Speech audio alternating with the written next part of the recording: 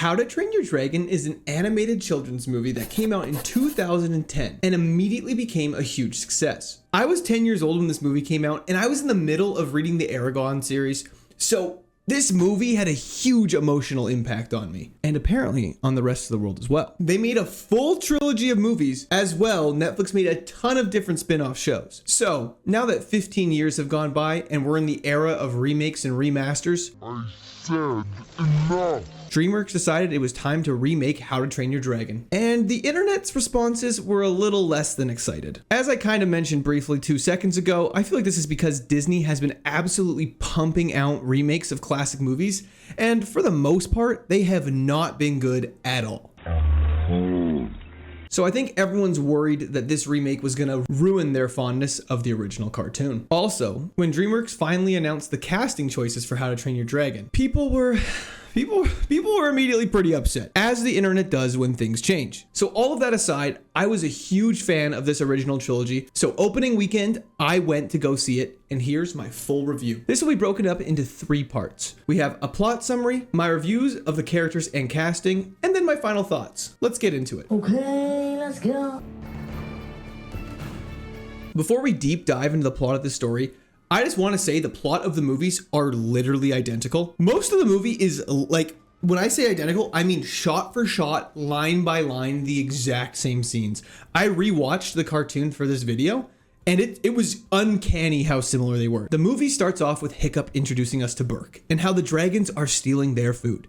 He is always getting in the way and just wants to prove he is as good of a Viking as the others. We meet Astrid, Snotlout, Fishlegs, Roughnut, and Toughnut, his zany friends, who don't like him because he messes up so frequently. During the chaos of the dragons stealing food, Hiccup takes down a Night Fury, an infamous dragon that no one in the village or world has ever seen.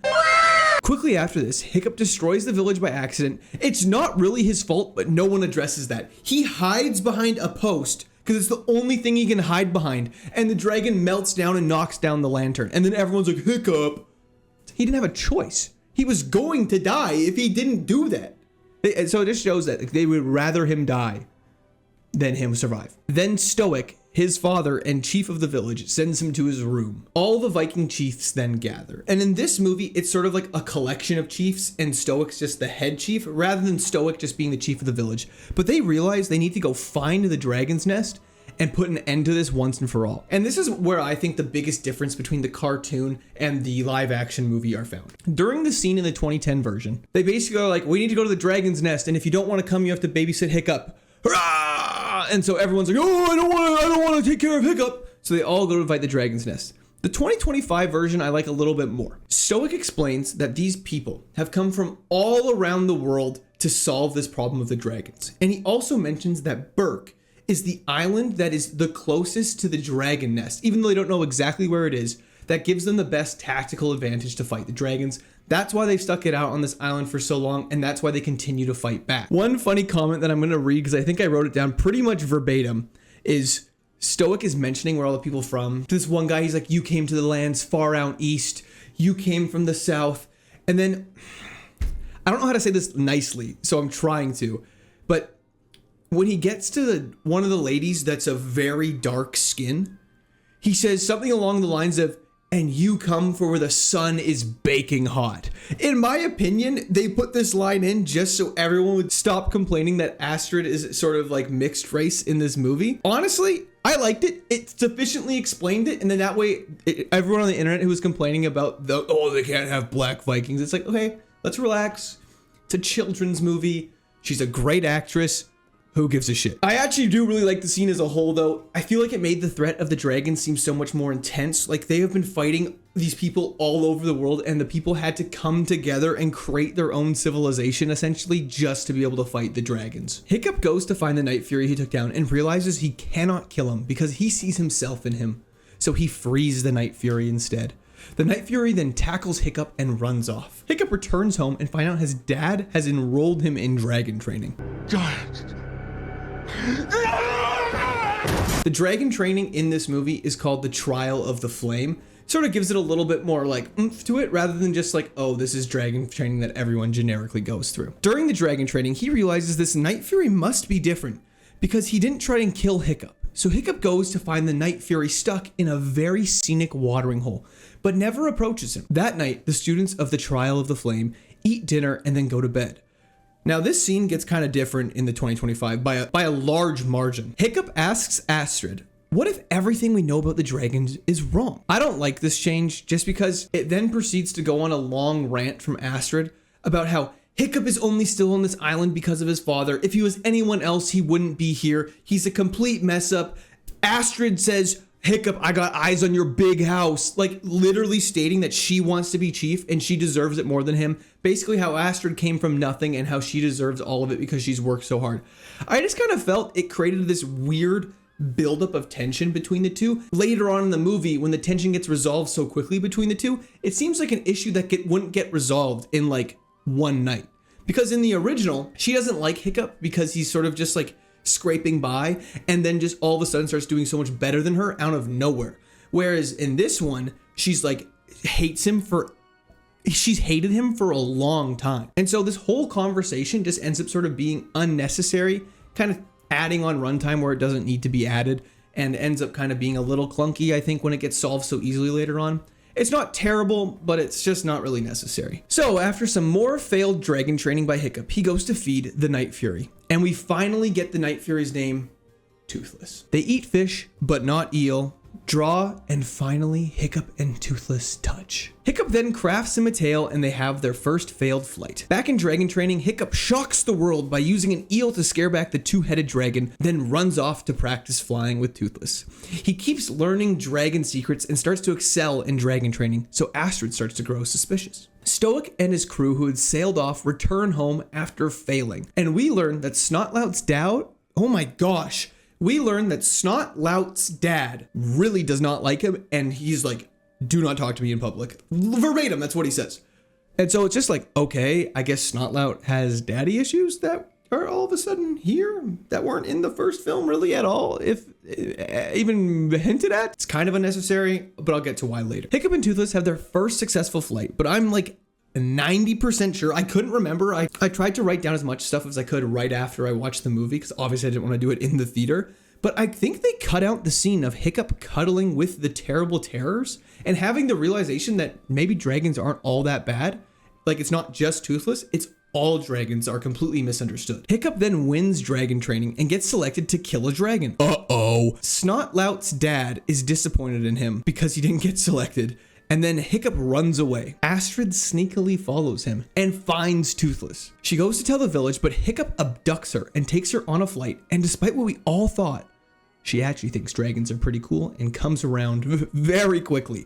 Despite the confrontation they just had a week ago, she's all on board. She's all aboard the Hiccup and Toothless train. And just one thing I want to say is Hiccup flying on Toothless, and especially this time with Astrid when they're in the Northern Lights looking out at the view, it is gorgeous. I love when these movies spend money to make it look good because it goes so far, especially turning an animated movie where they can pretty much do whatever they want in the world and then translating into real life. Like you gotta spend the money on it, and I think they did, and it looks phenomenal. While Astrid and Hiccup are flying on Toothless, Toothless gets called back to the dragon nest, and they finally learn of the dragon's nest location, and also that there is a queen dragon that acts as their alpha. Because this is a dangerous spot, they quickly leave and return to Burr. The day of killing the dragon has come. Hiccup's back in the village now, and he tries to show the village in the Trial of the Flame, the final test, that dragons aren't that bad and are actually completely misunderstood.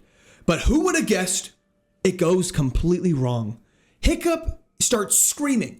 Toothless hears Hiccup screaming, and he runs in to try and save Hiccup, but ends up being captured. Hiccup tells Stoic in an argument that he knows where the nest is and the only way you can get there is with Toothless. So what does Stoic do? Well, he puts Toothless in a cage and uses him to find the dragon's nest. So Hiccup's all down. He's like, oh man, dang it, I lost everything.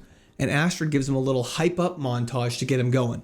You know the ones, you've seen them on TikTok. And Hiccup comes up with the idea to get all of the dragons that were in the Trial of the Flame training and get his friends who previously hated him to all form this ragtag group of companions and go and save the village. Stoic's Vikings find the nest with Toothless and realize that they are absolutely cooked. They stand no chance against the queen. But wait, Here comes Hiccup in the gang! Stoic finally tells Hiccup he's proud of him. I guess because he saved his dad's life. If this didn't have happened, he would have never been proud of him, I guess, which is a terrible thought. We don't have to sit on that for too long. And then Hiccup defeats the queen with honestly some very sick dragon fighting. I don't know what to call it because it's not like stunt coordination, but whoever directed and made the storyboard for this specific scene did such a good job. He's on Toothless, blowing out holes in the dragon's wings, flying through them, does the old flip, boom, right into the dragon's mouth, blows him up. He crashes like a nuke. It is insane. While they take down the queen, the tail hits Toothless and hits Hiccup free, and he starts falling into a giant explosion where Toothless is struggling to keep up to him. Hiccup falls, but he lives, and then wakes up back in Burke.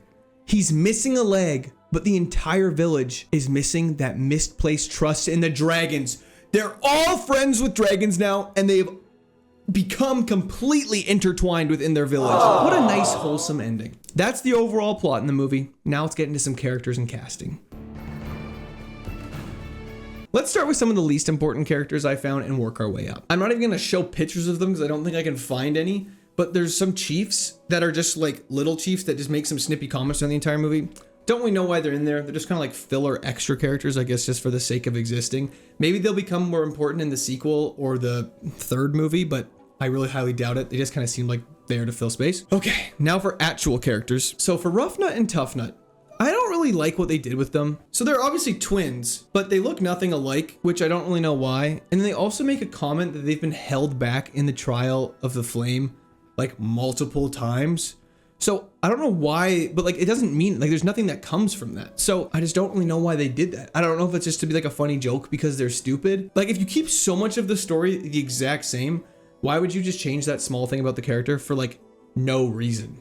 Like it just doesn't really make sense. The actor for Tough Nut was kind of bad. When he was acting, it was really giving high school play. As for Rough Nut, she was whatever. Like I'll be interested to see if what she does in the second movie when she's like thirsting over Kit Harington, but we'll see what happens. On to Fish Legs. He's played by Julian Dennison. He doesn't really do much in the film. I love Julian Dennison after Deadpool 2. And so I found he's like a pretty funny sort of nerdy character that's always in the background. But one change they made from the cartoon to this movie is in the cartoon, he's kind of like mean along with the other kids. Like he doesn't really say anything specifically, but he's laughing along and kind of harassing Hiccup with them.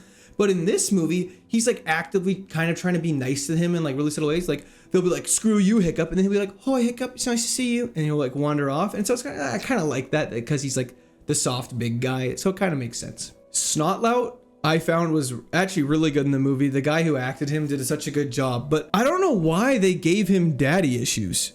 There's like 4 quick scenes with him and his dad throughout the entire movie. Maybe it's 3, where it's just like, hi dad. And his dad's like, fuck you, you loser. And then it's like, oh dad, look what I did. He's like, I don't care. And then it's like, dad, I thought I was gonna win. He's like, you didn't win, I don't like you. And then all of a sudden it's like, oh, Snotlout hits the dragon in some eyes. And the dad's like, it doesn't really make sense. I think they were doing it to try and make Snotlout more sympathetic, but it doesn't really make sense because he kind of just comes around with the rest of the group in the original and you just sort of start liking him because he's kind of funny and quirky and stuff like that. And then in later, he's just like kind of like a dumb sort of brutish guy. It's like, he's just kind of a funny character. I really don't like his character in this movie, however, because his main issue, the thing with his dad, it just felt so irrelevant. Nothing really came from it, like, oh, his dad likes him now. The main character of the movie, Hiccup. Majority of the movie is basically Hiccup versus his father, trying to get his approval, realizing that he doesn't have to get his approval through the specific way, but just through being himself. Because the movie was already dealing with a dad who wasn't accepting / approving of him, it kind of felt redundant to have this side character going through the exact same thing, but just written and shown with little to no effort. So it just kind of felt bad. For Goober, they casted Nick Frost, who I'm a huge fan of. If you've ever seen Hot Fuzz, then you absolutely know why. Frank! He's appointing himself judge, jury, and executioner! He's not judge, jury, and executioner! He is! He's really funny. His character is pretty much identical in the cartoon in this one, with the exception he's like a little more openly supportive of Hiccup, but that's about it. Overall, he was great. An important character with no speaking lines, Toothless. He's obviously not as expressive as he is in the animated movie, which is kind of like the charm of Toothless. But if you compare it to the Lion King live action, he is leaps and bounds more expressive. so much better. I actually was really nervous to see Toothless in this movie, and I was left very pleasantly surprised. Now, Gerard Butler returned to his role as Stoic, and obviously he was great. The character is literally identical to the original movie, so nothing to say here. He played the character in the first one. He's just physically playing the character in this one. Great job, Gerard. Anyone who was getting pressed about Nico Parker's casting, please shut up. They arguably made Astrid more badass. They made her like a little more of like an impactful character. Like she's giving out commands when they're flying and circling the Queen Dragon. She's doing flips. She's doing cartwheels. It's nice knowing that she has motivations outside of like disliking Hiccup and liking Hiccup. I know I kind of was saying it was a waste of time earlier, but it was nice to know, like, okay, I understand Astrid's character a little more. She's frustrated with Hiccup, not just because he doesn't take dragon training seriously, but because his entire life he hasn't really been held accountable when she would have in that situation, and that she's had to work so much harder. So she kind of resents him like that a little bit. It's kind of nice knowing she has like a little more depth than just, oh, Hiccup doing well, I don't like him. Oh, Hiccup has dragon, I like him. The star of the show is Mason Thames as Hiccup, and he did a phenomenal job. Not only does he look a lot like Hiccup, but I actually think he looks a lot like older Hiccup and even older Hiccup, which is fantastic. Meaning, I really hope they make more of these. I actually really enjoyed it. If they do keep the same cast, they won't have to like make anyone older to fit their roles. Like they'll be in tip-top shape. He did a really good job in the emotional scenes. Sometimes in kids movies, when you have actual like people acting, they can be very miss when they're trying to be like, no, dad. Like, okay, this is why I don't act. But you know what I mean? Where he's like, ah, like when they're yelling at each other, and he's like, and they've killed hundreds of us, Hiccup, and we've killed thousands of them. Like, don't get me wrong, that's why I don't act. But like, he did a fantastic job in that scene. When Toothless gets taken from him in the dragon pits, he's crying, and I was like, oh, god damn. Like, I was starting to feel things. I feel the tears welling in my eyes. No, I'm not a bitch. It's because I have an empathetic soul. No. You don't understand. The cinematography in the movie was phenomenal. There were some scenes where it was just like jaw-dropping landscapes, and like the way they framed the shots is not normally something I commentate on because it's not something I noticed, but in this movie it was hard to miss. Like they did such a good job with it. The music is pretty much verbatim what they had in the original, so like how could you possibly complain? I genuinely think the music in How to Train Your Dragon is some of the most iconic music in children's animated movies. Maybe not animated movies as a whole, but definitely in the DreamWorks roster. It's so good. Easily a top 3. Overall, though, the movie was absolutely amazing. Of all the remakes to come out, it was by far my favorite. If one singular person complains about the movie being too similar to the original, I'm going to strangle them. Not an exaggeration, a fact. That is going to happen. If you complain to me about the movie being too similar to the originals, I'm going to strangle you. It's supposed to be the same thing, but with real people. Everyone was complaining that the Disney remakes have changed so much. It's not even the same movie anymore. They cut characters. They're changing characters. It's so different. Nuh-uh. This movie is almost exactly a one-to-one remake of the original How to Train Your Dragon. If you complain, I will find you. Just keep that in mind. I'm really sorry. I had to get that off my chest, but it's just how I feel. If you enjoyed, please be sure to like and subscribe. I do really appreciate the support. I had such a fun time making this. I obviously had a fun time watching the movie. So let me know what you want me to do next. Let me know what you want me to review next, and I'll be happy to do so. Feel free to join Discord. We're always happy to have more people. And I hope to see you all soon. Peace. A message from the Government of Canada.